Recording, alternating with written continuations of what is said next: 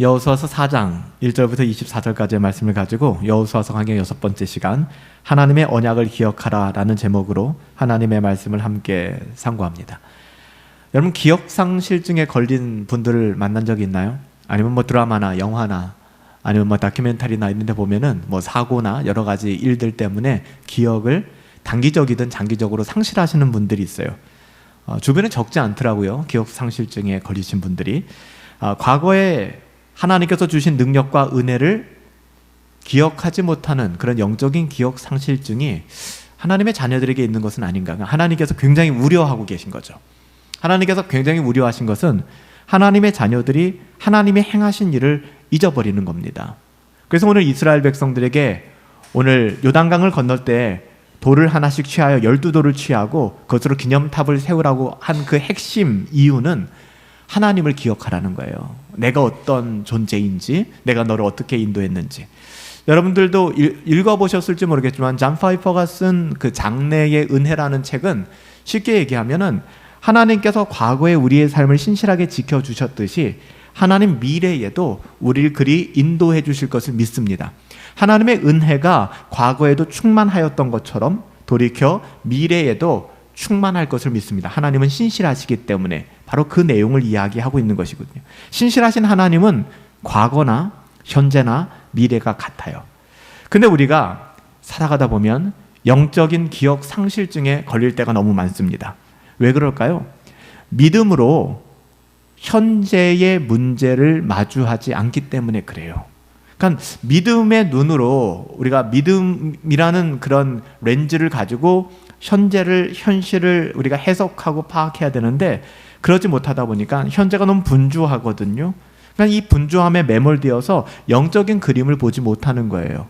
여기서 끝나는 것이 아니라 하나님이 어떤 분이셨는가에 대한 기억조차도 없게 되는 것이죠. 하나님을 바르게 알고 그분이 행하신 일을 기억하며 그 언약을 붙들고 사는 것이 여러분 정말 중요합니다. 그게 중요하기 때문에 여호수아서 4장 전체를 틀어서 하나님께서 이 말씀을 지금 이스라엘 백성에게 하고 계신 거예요. 오늘 본문을 보시면 하나님은 이스라엘 백성들이 요단강을 건너는 그 사건보다 물이 역류하고 멀리 사르단의 아담성에 이르기까지 역류한 그 부분보다 이게 훨씬 더 중요하게 말씀하시는 거예요. 우리가 생각할 때는 홍해가 갈라지고 요단이 갈라지는 사건이 더 드라마틱하고 더 중요하고 무게감이 있게 보이는데 하나님께서는 오늘 여호수아서 한 장 전체를 통틀어서 그것이 아닌 다른 사건을 말씀하고 계세요. 왠지 아세요? 하나님께서 지금 원하시는 것은 나를 기억하라는 거예요. 내가 하는 모든 일들을 기억하라는 거예요. 왜냐하면 인간은 늘 잊어버리거든요. 자기 편한 대로 생각하는 습성이 있어요. 이렇게까지 하나님께서 기억하라, 기억해야 해. 그래서 심지어는 시청각을 사용하셨잖아요. 시청각 교부제를 사용하셨잖아요. 강 중간에 있는 돌들 12명이 들어가서 12지파가 하나씩 가지고 나와서 길갈에 탑을 쌓고 하나님께서 얼마나 안타까웠으면 그렇게 시청각 교부제까지 사용해서 너희들 이 돌을 보고서라도 내가 어떤 존재인지 내가 너희들에게 어떻게 했는지를 기억해야 돼. 그렇게까지 말씀하셨는데도 이후에 다 잊어버려요.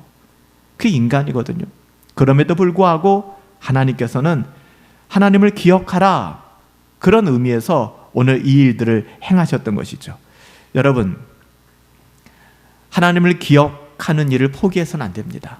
물론 우리는 망각의 동물이에요. 그래서 사역을 하다 보면은 청소년들은 뭐라고 얘기하는지 아세요? 정말 그래요. 목사님도 대학만 가면은요. 그래서 정말 자기들이 원하는 대학 재수하기도 하고 삼수하기도 해서 대학 가요. 대학 가면 뭐라고 얘기하는지 아세요? 직장만 들어가면 직장 들어가면은 이젠 돈도 벌겠다, 내가 하고 싶은 것도 있겠다, 하나님 까맣게 잊어버리는 거예요. 오히려 정말 청소년 때나 아니면 더 어렸을 때는 요즘엔 그런 거 찾아보기가 좀 어려운 시대지만 그래도 하나님을 향한 막 애절한 마음들이 있었거든요. 저희 때만 해도. 근데 저희 때도 마찬가지인 거예요. 대학만 가면 아이들이 바뀌어요. 그리고 직장에 취업하면 또 바뀌게 되는 거예요. 이건 너무나 당연한 인지상정 아니냐라고 이야기할 수 있어요. 예. 그럼에도 불구하고 우리는 하나님을 기억하고 하나님이 하신 일을 기억하는 일을 포기해서는 안 됩니다. 자꾸 망각한다고 해서 그러니까 우리가 쉽게 잊어버린다는 거하고 기억하기를 포기한다고 하는 것은 별개의 문제입니다. 그래서는 안 돼요. 우린 쉽게 잊어버려요. 인정합니다. 그럼에도 불구하고 포기해서는 안 돼요. 하나님께서 하신 일을 잊지 않을 뿐만 아니라 그것을 전수해야 합니다. 다른 사람들에게, 자녀들에게, 아니면은 가정에 있는 식구들에게, 아니면은 모든 인간관계에서. 하나님께서는 여호수아에게 이스라엘 각 지파에서 12사람을 대표로 뽑았습니다. 제사장 12사람을 뽑아서 언약궤를 들게 했고요. 그리고 제사장들이 서 있는, 제사장들 그림을 그려보세요. 여러분, 제사장들이 요단강을 건너갑니다. 선두에 서서. 그런 다음에 그들이 가운데 멈춰요. 그리고 요단강이 역류하기 시작합니다. 그리고 그들이 가운데 섰을 때 그 이스라엘 백성이 다 건너갈 때까지 그 가운데 서 있었습니다. 그리고 그 강 한가운데 있는 돌을 12개를 12명의 대표를 뽑아서 취하게 합니다. 어깨에 메고 그것을 가지고 건너가게 만들어요. 그리고 그 12돌을 쌓게 만들면, 조그만 조약돌이 아니었습니다. 어깨에 메고 갔다라고 이야기하기 때문에 굉장히 큰 돌이었을 거예요. 하나님께서는요, 이스라엘 백성들이 요단강을 건너가면 본격적으로 이제 가나안 정복이 시작됩니다. 두렵잖아요? 광야 40년은 하나님이, 물론 이후에도 하나님이 알아서 하실 거지만 그래도 이들은 잘 모르니까 광야 40년은 그래도 불기둥과 구름기둥으로 하나님 인도해 주셨잖아요. 이제는 철기 문명을 가지고 있는 가나안 땅에 들어가야 됩니다. 요단강은요, 아무것도 아니에요. 그 건너면 이제는 대적의 문이 열리는 겁니다. 아주 살벌한 전쟁이 시작되는 것이죠. 하나님께서는 이스라엘이 앞으로 전진하기에 앞서서 요단강을 건넌 사실을 기억하라라고 얘기하는 거예요. 지금 그 건넌 거에 막 흥분하고, 와, 우리가 요단강을 건넜어, 그 짓 하지 말고 요단강을 너희가 어떻게 건넜는지, 그들의 어떠함으로 요단강을 건넌 게 아니라는 사실을 기억하라는 거예요. 우리가 이걸 잊어버릴 때가 굉장히 많아요. 자기의 힘으로 좋은 대학 들어갔다고 생각하고요, 자기의 힘으로 좋은 직장 들어갔다고 생각하고요, 자기의 힘으로 자기 인생 커리어를 쌓아나간다고 생각합니다. 이게 지옥문이 열리는 거예요. 그때부터는 사사기 시대가 시작되는 겁니다. 자기의 옳은 소견대로 살아가는 거예요. 하나님이 말씀하시는 거예요. 그러지 마. 그러니까 요단강을 너희가 어떻게 건넜는지를 기억하라는 거예요. 이해하시죠? 그러니까 요단강 건넌 거에 너무 업되지 말라는 겁니다. 요단강을 너희가 어떻게 건넜는지, 그러니까 오직 주의 은혜인 것을 깨달으라고 얘기하는 거예요. 너희가 앞으로 만나는 가나안 땅에 여리고성, 아이성, 수많은 도성들의 싸움도 똑같다. 너희들의 어떠함으로 그 성벽이 무너지는 것이 아니라 전적으로 하나님을 의지해야 한다. 요단강이 갈라졌던 것처럼 이걸 말씀하고 있는 거예요. 하나님을 의지해야 너희의 삶의 문이 열린다라는 것을 말씀하고 있는 것이죠. 가나안의 정복의 모든 과정과 심지어는 그곳에서의 삶까지도 하나님을 전적으로 의지해야 된다는 것을 가르쳐 주는 거예요. 하지만 가나안 정복 후에 우린 역사를 알고 있잖아요. 성경을 통해서. 가나안 정복을 통해서 이 어리석은 인간들, 이스라엘 백성들, 우리는 다르겠습니까? 곧장 사사시대로 들어갑니다. 사사시대. 사사시대의 한 줄 평가는 뭐예요? 각기 옳은 소견대로 행하였더라. 영적 기억 상실증에 걸린 거예요. 그렇지 않고서는 어떻게 그런 짓을 해요? 영적 기억상. 그래서 하나님께서는 오늘 요단강을 건너는 그 사건을 통해서 12돌을 통하여 길갈에서 12돌의 기념비를 세우고 나를 기억해야 돼. 그 핵심은 뭐예요? 하나님의 은혜. 그리고 너희가 나를 의지해야 살 수 있어를 말씀하시는 것이죠. 그래서 우리는 영적인 기억상실증에 걸리지 않도록 끊임없이 경건을 추구해야 되는 거예요. 여러분 경험 있지 않으세요? 하루 이틀 말씀 생활 안 하고 한 번, 두 번 공적 예배 빠지기 시작하면 어느 순간 내 영혼이 굉장히 느슨해져요. 저도 그래요. 지난 명절 이럴 때 우리가 좀 특별한 날이 있을 땐 제가 한 주간 정도 새벽 경건회를 쉬기도 하고 그렇잖아요. 목사인 저도 한 주간 새벽 경건회 쉬면 그 다음 주간에 새벽 경건회 인도하기가 굉장히 힘들어요. 저도 그런데요, 그러니까 여러분 우리가 끊임없이 경건 생활을 추구해야 되고, 이건 뭐랑 똑같냐면 재활 훈련과 같아요.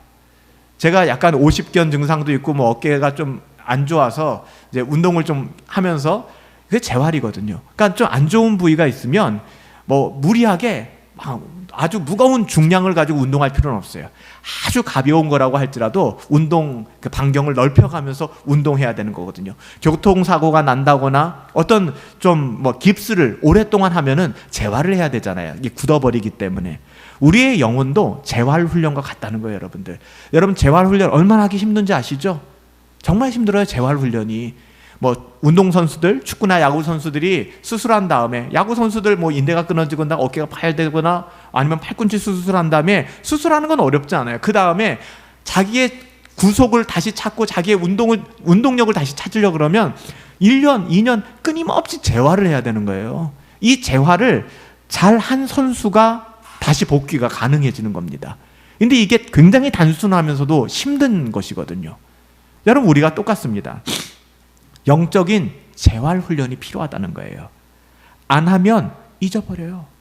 안 하면 굳어집니다. 하나님 잊어버리면 망해요, 여러분들. 이스라엘 백성들은 요단강을 건넌 사실을 기억하며 살아가야만 했습니다. 이건 하나의 상징적인 일이에요. 가나안 땅에 정착한 이후에도 전혀 달라질 게 솔직히 없거든요. 우리가 생각할 때는 예를 들면 20대는 20대의 하나님이 다르고, 30대는 30대의 하나님이 다르고, 40대는 40대의 하나님이 다르고, 50대는 50대의 하나님, 60대는 60대의 하나님이 다르다고 생각하는데 다르잖아요. 20대의 하나님이나 60대의 하나님이나 우리가 하나님을 의지하고 하나님을 따라가야 된다는 데 있어서는 변함이 없습니다. 우리가 나름대로 잘못 해석하고 있는 거예요. 다시 말하면 광야에서 이스라엘 백성이 하나님을 의지해야 했던 것과 마찬가지로 가나안 땅에 들어가서도 하나님을 의지해야 되고 동일합니다. 근데 상황이 달라지니까 이들의 생각이 달라지는 거예요. 왜요? 광야 때는 유목 민족이었거든요. 그러니까 광야 때는 그냥 그들이 하나님이 인도하시는 대로 움직이면 됐고 계속해서 이동하면서 텐트를 옮겨갔습니다. 그렇지만 가나안은 어때요? 정착 생활이 시작해요. 농경 생활이 시작됐잖아요. 그러니까 삶의 패러다임이 전혀 바뀐 겁니다. 쉽게 얘기하면 대학생들은 공부하고 직장을 준비하는 시기죠. 이제 사회인이 되면은 삶의 방식이 달라지는 거예요. 근데 보면 대학생 때 그들이 믿었던 하나님하고 사회생활에서 믿는 하나님하고 이게 달라져요. 그 유혹에 빠져가지고. 이스라엘 백성도 마찬가지입니다. 광야에서뿐만 아니라 가나안 들어가서도 유목민족이었을 때나 이제 농경사회로 들어갔을 때나 똑같아요, 하나님은. 그래서 하나님 말씀하시는 거예요. 잊지 마, 너희들이 요단의 사건을. 하나님의 은혜 아니면 안 돼. 22절부터 24절 말씀 오늘 본문 보십시다. 22절, 24절 제가 읽어드릴게요. 너희는 너희 자손들에게 알게 하여 이르기를 이스라엘이 마른 땅을 밟고 이 요단강을 건넜음이라. 너희 하나님 여호와께서 요단강의 물을 너희 앞에서 마르게 하사, 하나님이 하셨어요. 너희를 건너게 하신 것이 너희 하나님 여호와께서 우리 앞에서 홍해를 말리시고 우리를 건너게 하신과 같은 사건이었다.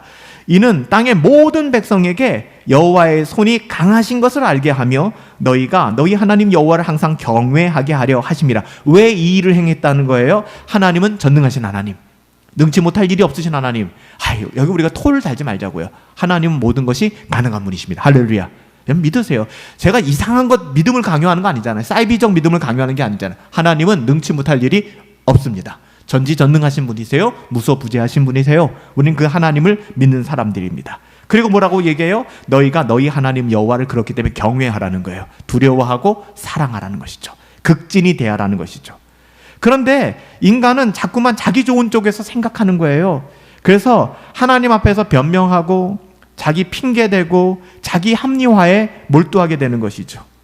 생활이 바뀌고 환경이, 유목민족 때는 유목민족대로 하나님의 도우심이 필요한 것이고, 정착 생활을 하면서도 정착 생활할 때 하나님이 필요한 것인데, 농경 생활에서 이들은, 그래서 여러분들 이스라엘 백성이 이 농경 생활을 시작하면서부터는 뭐가 필요해요? 농사를 지으려고 그러면 비가 내려야 되잖아요, 하늘에서. 그러니까는 가나안에 얼마나 많은 우상들이 있었겠어요? 그러니까 이스라엘 백성들이 들어가서 가나안 땅의 잡신들을 하나님과 연합시키기 시작했어요. 하나님께서 왜 무자비하게 여리고성 다 초토화시켜, 아이성 다 부숴버려, 왜 그렇게 말씀하셨을까요? 제가 말씀드렸어요. 하나님께서 가나안 땅을 완전히 초토화시키라고 이스라엘 백성을 거기에 들여보내는 게 아닙니다. 하나님의 나라를 세우라는 제스타장적인 입장의 목적을 가지고 이스라엘 백성을 보냈다고 말씀드렸죠. 근데 왜 이렇게 잔혹하게 아이성이나 여리고성 하나의 상징이거든요. 완전히 다 클리어하라고 말씀하셨을까요? 왜냐하면 거기에는 악이 난무하고 악한 밖에 없기 때문에, 우상 숭배와 가지각색의 죄악들이 난무했기 때문에 하나님은 죄악과 겸하여 섬길 수 없다라는 것을 이스라엘 백성들에게 보여줬던 거예요. 그러니까 이스라엘 백성이 앞으로 가나안 땅에 정착해서 살아가야 되는데 너희들이 가나안 우상에 눈 멀면 안 돼 라고 말씀하신 건데, 그들이 가나안 땅에 들어가 가나안 우상에 눈 멀었을 뿐만 아니라 적극적으로 가나안 사람들에게 하나님 나라의 가치를 전했어야 되는데 그들의 문화에 물들게 된 거예요. 마치 대학생활 할 때 그래도 청소년기 때는 열심히 하나님이 있다가 직장에 들어가니까 신천지가 열리는 거죠. 즐길 게 왜 이렇게 많은지 사람들의 얘기 따라서 들어보면 내가 바보 같았던 것 같아요. 똑같아요. 이스라엘 백성이 광야 땅 돌 때는 하나님만 바라보다가 가나안 땅에 들어가니까 왜 이렇게 좋은지, 누릴 게 왜 이렇게 많은지, 그러니까 가나안 사람들에게 오히려 전도를 당한 겁니다. 그래서 바알 섬기고 아세라 섬기고 아스타롯 섬기고 그 지경이 된 거예요. 그래서 하나님께서 그 일을 알고 계셨기 때문에, 야 너희들 정신 차려야 돼. 유목민족이었을 때나 너희들이 농경사회로 들어가나 너희들이 그 어떤 상황과 형편 속에서도 하나님을 의지해야 돼 라고 말씀하시는 것이죠. 하나님께서는요 항상 신실하게 언제 어디서든, 여러분 이 시간 잠깐 생각해 보세요. 하나님께서 여러분의 삶에 함께 하셨던 적이 있잖아요. 당연히 있죠. 그 은혜가 아련해지고 좀 희미해지지만 그래도 그 은혜가 내게 분명하다는 사실을 여러분들 알고 계실 거예요. 여러분 이스라엘 백성을 하나님께서 그렇게 인도해 주셨어요. 하나님께서는, 우리가 창세기 다 읽었지만 하나님께서는 요셉을 먼저 이집트로 보냈죠. 레파토리가 어때요? 요셉 입장에서 보면 진짜 미치고 환장하는 일입니다. 그런데 요셉 나중에 뭐라고 얘기해요? 형들의 앞서 나를 이집트 땅으로 보냈습니다. 왜요? 만약에 요셉이 이집트에 먼저 오지 않았더라 그러면 야곱의 아들들과 야곱은 굶어 죽었을 것입니다. 아사당했을 거예요. 기근이 심했기 때문에. 근데 그들이 요셉으로 말미암아 이집트 땅으로 왔습니다. 여러분 요셉을 이집트로 보내신 건 누구예요? 하나님이세요. 이스라엘을 기근을 피해 이집트에 머물게 하셨고, 그러다가 요셉을 알지 못하는 왕이 들어섰죠. 이건 무슨 말이냐면요, 이집트의 파라오 왕조는 제1왕조, 2왕조, 식소스, 3왕조, 4왕조, 이게 왕조가 바뀝니다. 중국도 그렇죠. 때로는 몽골이 중국을 차지해서 금나라죠. 원나라 이렇게 차지하고 왕국을 세우지 않습니까? 똑같아요. 민족이 바뀌는 거예요. 그래서 요셉을 알지 못하는 왕이 들어섰다고 하는 것은 이집트의 왕조가 완전히 바뀐 거, 왕이 바뀐 것이 아니라 왕조가 바뀐 겁니다. 그래서 요셉을 선대하던 왕이 죽고 왕조가 완전히 없어지고 새로운 이방 왕조가 들어서서 새로운 파라오가 등장하게 된 것이죠. 누가 그 일을 하셨어요? 역사의 주관자는 하나님이세요. 하나님이 그 일을 하셨어요. 요셉을 알지 못하는 왕이 들어서니까 어떻게 됐습니까? 이집트에서 호사를 누리던 이스라엘 백성들은 갑자기 노예가 됐어요.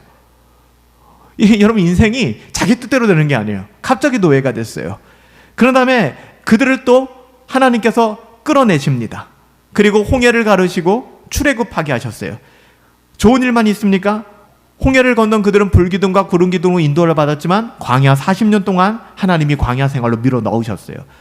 우리 이 모든 역사를 아니까 하나님이 분명한 이유가 있어서 이스라엘 백성들을 이렇게 인도하셨구나. 그리고 오늘 요단강을 건너게 하시는 거예요. 여러분 이스라엘 백성 여기까지는 알고 있었죠. 근데 요단강을 건넌 이후엔 어떤 일이 일어날지는 알지 못했어요.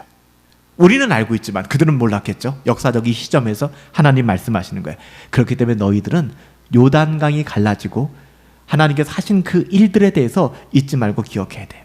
그리고 너희들이 할 것은 한 가지야. 하나님을 바라봐야 돼. 하나님을 바라봐야 돼. 그리고 그분을 신뢰하며 순종하면 돼. 그들이 이집트에 있었을 때도 다르지 않고 광야에 있을 때도 다르지 않고 가나안에 갔을 때도 다르지 않아요. 그 어떤 환경과 상황이든 간에 그 어떤 연령대에 그 인생의 어느 여정을 보내고 있든 상관없습니다. 하나님 바라보고 하나님 신뢰하고 하나님 순종하면 돼. 여러분 이것이 오늘 본문의 핵심이에요. 아까도 말씀드렸지만 유목 생활을 마치고 농경 생활에 접어든 이스라엘은 이걸 잊어버렸어요. 여러분 잊지 마세요. 이거 잊어버리면 안 돼요. 우리 역시 이 지점을 진짜 조심해야 되거든요. 하나님의 언약은 변하지 않아요.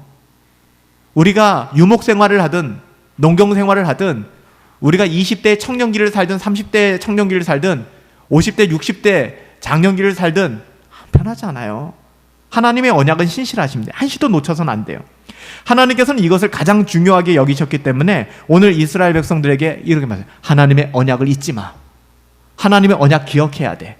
요단강을 건널 때 주워온 돌들을 기념하여 세워. 그 핵심은 하나님의 언약 잊지 마. 너와 하나님이 약속했잖아. 그 약속은 영불변하는 거야. 네 상황이 지금 조금 어렵고 요셉이 마치 인신매매 당하고 이스라엘에 알지 못하는 다른 이집트 왕조가 생겨서 노예가 되었을 때 그들이 얼마나 낙심했겠어요. 그래도 잊지 말아야 될 것은 하나님의 언약이에요. 하나님은 신실해. 요단강을 건널 때 주워온 돌들을 기념하여 세워라. 바로 그런 의도로 말씀하신 거예요. 여기서 돌을 취했고 그 돌들이 어디에 있고 지금까지 있다니까 그 돌들이 어떤 의미가 있고 이게 중요한 게 아니라 그 의미가 중요한 겁니다. 그 의미. 예배도 마찬가지예요. 이 시간 여러분들이 물리적으로 이 공간에 나와 있는 것도 너무 소중하지만 정말 중요한 것은 이 예배의 의미입니다. 가치입니다. 오늘 본문 2절, 3절 말씀에 보시면 이렇게 기록되어 있죠. 백성의 각 지파에 한 사람씩 12사람을 택할 것이고 공동체에서 한 사람의 대표를 12지파니까 택한 것입니다. 그들에게 명령하여 말씀합니다. 요단 가운데 제사장들이 서 있거든요. 지금 제사장의 발이 굳게 선 그곳에서 돌 12를 택하라. 그러니까 12명을 택해서 돌 하나씩 그것을 가져다가 오늘 밤 너희가 유숙할 곳 요단강 건너가면 그 지역은 길갈입니다. 그 길갈에 세워라. 그렇게 얘기합니다. 우리가 하나님이 우리와 함께 하신다는 것을 잊지 말아야 됨을 이야기하는 거예요. 여러분들 가운데 길갈에 기념비가 있습니까? 있을 거예요. 있을 겁니다. 오늘 밤 생각해 보세요. 와, 이때 내가 진짜 하나님을 열렬히 만났었는데, 와, 그때 하나님이 내게 정말 엄청나게 역사하셨는데, 이건 진짜 하나님이 아니면 안 되는 일이었는데 분명히 있을 겁니다. 근데 우리는 그것을 기억 상실줄처럼 잊어버리거든요. 하나님은 내가 너와 함께해. 임마누엘의 하나님을 잊지 말라고 하시는 거예요. 두려워하지 말고 말과 병거, 시편에 계속 나오죠. 말과 병거를 의지하지 말라는 거예요. 세상의 그 어떠함, 세상의 권력, 세상의 돈, 세상의 명예 의지하지 말라는 거예요. 우리는 날마다 우리 자신에게 이 사실을 선포해야 돼요. 시편 기자가 그러는 것처럼 내 영혼아 선포해야 되는 거예요. 다른 사람에게 앞서 아침에 일어나서 내 영혼에게 내 영혼아 하나님을 송축하라. 내 영혼아 하나님을 신뢰해라. 나를 설득해야 되는 거예요. 나를. 그런 다음에 우리가 복음의 가치가 우리로부터 흘러나오는 거죠. 나도 설득되지 않았는데, 나도 긴가민가 하는데 무슨 일이 일어나겠습니까? 사실 이런 자산이 내게 있는 것이 정말 소중한 것이거든요. 이런 영적 자산이 내게 있는가. 그런데 오늘 본문을 자세히 살펴보면 하나님께서는 이스라엘을 대표해서 한 개의 돌만 가지고 오게 한 것이 아니죠. 그러니까 돌 하나 큰 거 갖다가 기념해, 그게 아니죠. 각 지파마다 하나씩 가지고 오겠다는 게, 그러니까 하나님께서는 공동체에게 말씀하시고요. 그래서 신앙이라고 하는 것은 나 홀로 하는 게 아닙니다. 아, 여기 오늘 금요일에 와서 나 은혜 받았어, 나 너무 좋아, 여기서 머무는 게 아니죠. 우리의 아픈 손가락에 우리는 우리의 마음을 둘 줄 알아야 돼요. 적어도 여기 오신 분들은 공동체를 위하여 기도할 줄 알아야 됩니다. 4절부터 5절 말씀해 보면 여호수아가 이스라엘 자손 중에 각 지파에서, 각이에요, 이치아들, 각 지파에 한 사람씩 준비한 그 12사람을 불렀습니다. 이 공동체의 완전체를 얘기하는 거예요. 완전체. 그들에게 이르되, 그러니까 완전체에게 얘기하는 것입니다. 요단 가운데 들어가 너희 하나님 여호와의 궤 앞에 서서 이스라엘 자손의 지파의 수대로 각기 돌 한 개씩 가져다가 어깨에 매라. 그래도 우리 조장님들은 다 와 계시네요. 그렇죠? 그런 거죠. 우리 조장님들이 각 조의 대표가 돼서 어떻게 보면 하나님의 언약을 붙들고 더 기도하시는 거예요. 그러니까 조장님들은 조원들을 위해서 더 기도하셔야 됩니다. 여기서 성인이 매일 정도의 돌이었으니까 굉장히 큰 돌이었습니다. 하나님께서 12지파에게 이 일을 각각 시키신 것은 모든 지파에게 동일한 은혜를 주시겠다는 거예요. 저는 오늘 조장님들 통해서 하나님이 여러분들을 축복의 통로로 사용해서 여러분들이 은혜 받고 그 은혜가 우리 사랑하는 조원들에게 흘러갈 수 있게 되기를 예수님의 이름으로 축복합니다. 하나님이 우리가 우연찮게 어줍지 않게 이 자리에 왔다고 생각하는데 여러분 절대 그렇지 않아요. 하나님은 분명한 뜻을 가지고 행하십니다. 하나님께서는 여러분들 한 사람, 우리 한 사람 한 사람을 통하여 이 공동체에 복을 주실 거예요. 나 하나만이 아닙니다. 우리는 항상 언약의 공동체를 생각해야 돼요. 교회를 소중히 여겨야 합니다. 교회를 통해 내게 주실 복을 기억해야만 됩니다. 이기적으로, 그래서 뭐 가나안 성도 말이나 됩니까? 말도 안 되는 거예요. 어떻게 교회도 나가지 않고 희생과 포기와 가난과 고난과 아무 상관없이 내 유익과 만족을 찾아 살아가는 사람을 어떻게 성도라고 할 수 있겠습니까? 구별되고 거룩한 사람이라고 할 수 있겠습니까? 이기적이고 나만 생각하는 것은 결코 기독교 신앙이 아닙니다. 하나님께서는 12지파 완전체를 이야기하는 거예요. 공동체가 하나라는 것을 여기서 보여줘요. 이렇게 요단강을 건너가는 데 시간이 얼마나 걸렸을까요? 현실적으로 생각해 보세요. 200만 명이 넘어요. 200만 명이 넘는 사람들이 이동을 하는 겁니다. 이건 쉬운 일이 아닙니다. 굉장히 시간이 오래 걸렸을 것입니다. 근데 여기서 우리가 주목해서 봐야 될 것은 뭔지 아세요?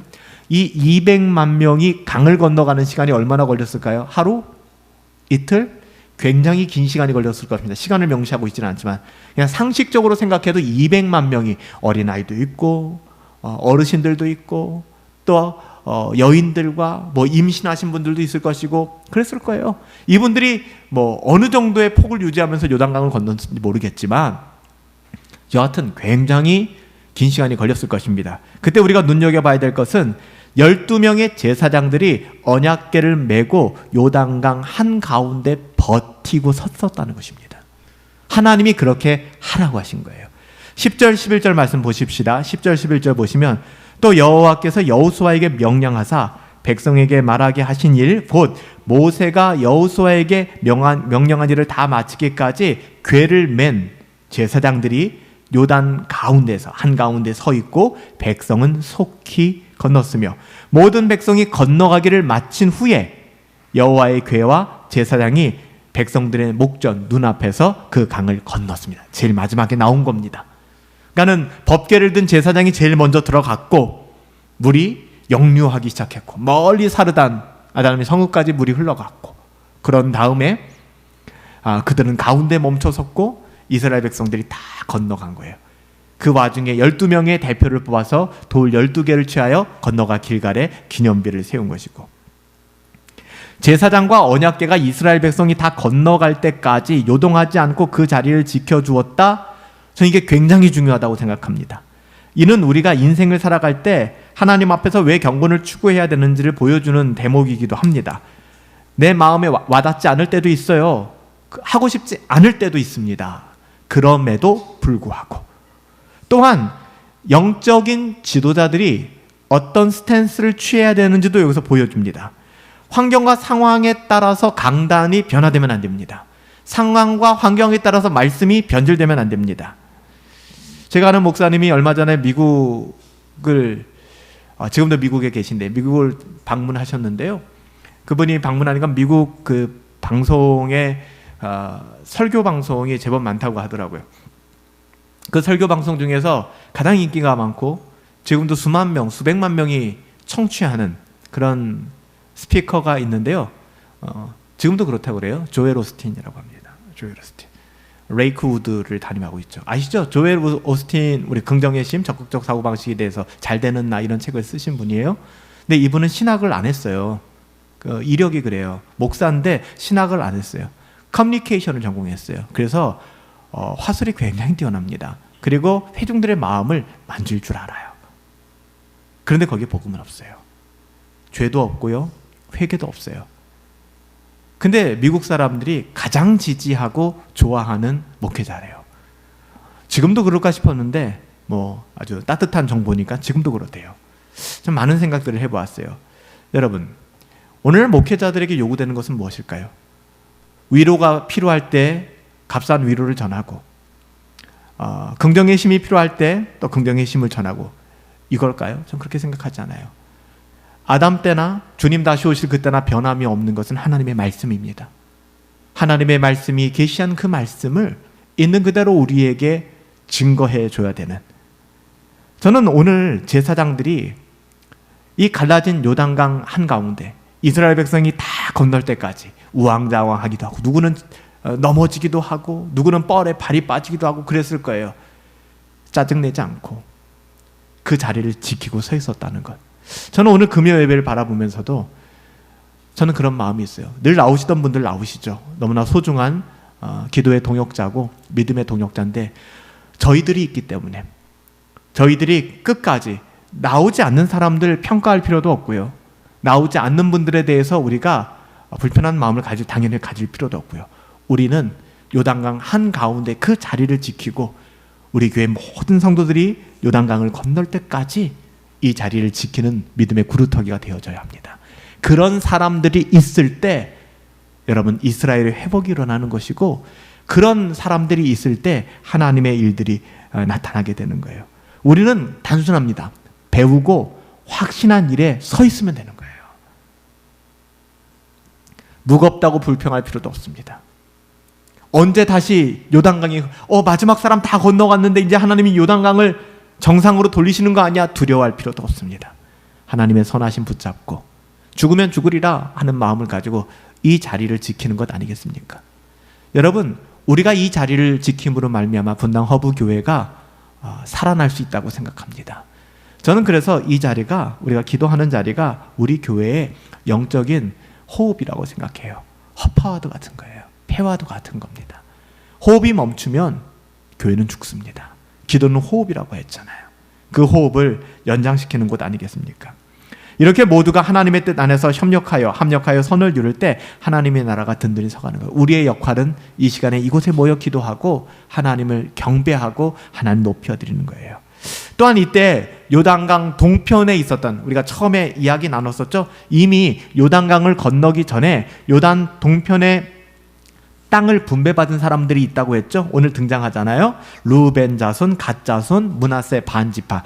므낫세 하프예요. 하프. 그러니까 므낫세가 반으로 나눠진 겁니다. 그래서 므낫세 반에게 땅을 줬어요. 그러니까 이 두 지파 반은 이미 요단 동편에서 정착할 땅을 얻었기 때문에 그냥 이 전투에 참여하지 않아도, 싸움에 참여하지 않아도 상관은 없었어요.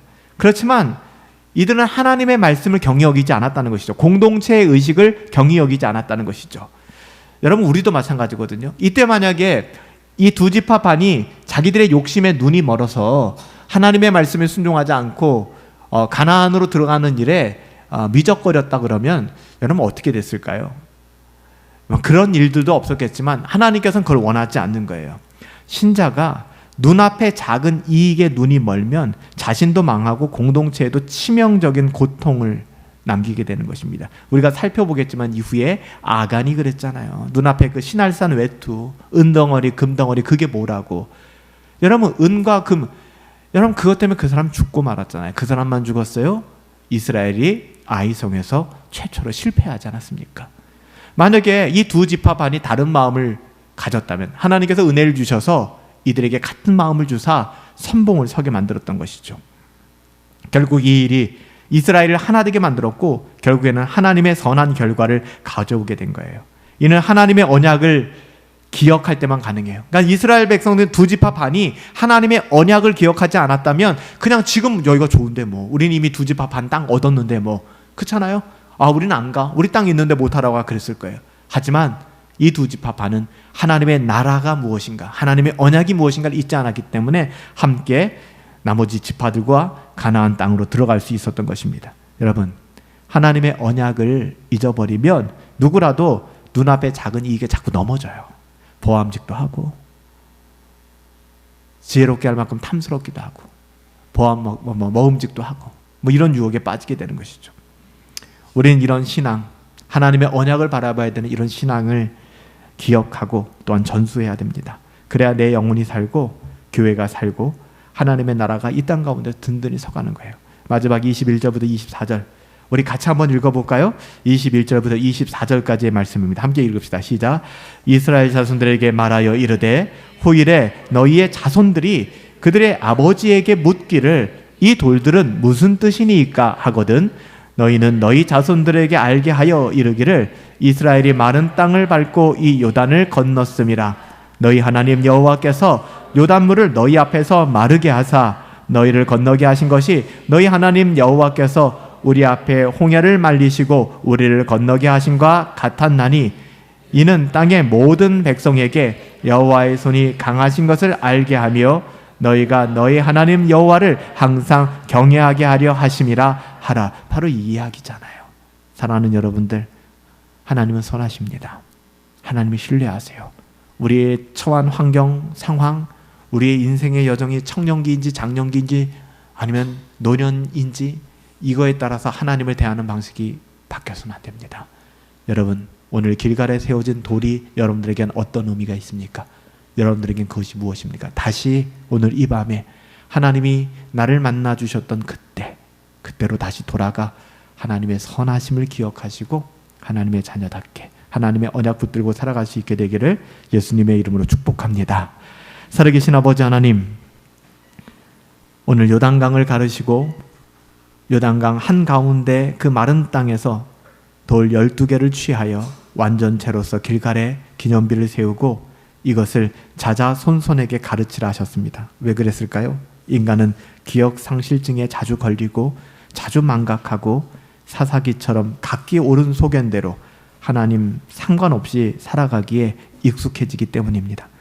하나님, 오늘 다시 한번 우리에게 은혜를 주셔서 하나님의 언약을 기억하게 하여 주시옵시고 우리에게 우리 앞에서 요단강을 가르친 그 하나님, 그 하나님의 어떠하심을 신실하심을 기억하며 하나님 붙들고 나갈 수 있도록 은혜 내리어 주시옵소서.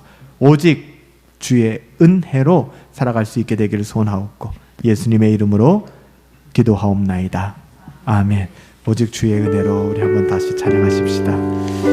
하나님의 은혜 오시면 안 되잖아요. 우리 사사기를 쓰지 맙시다. 여호수아서를 써내려가십시다. 강하고 극히 담대하십시다. 하나님을 바라는 너희들아 극히 담대할지어다. 오직 주의 은혜로 승리할 수 있습니다.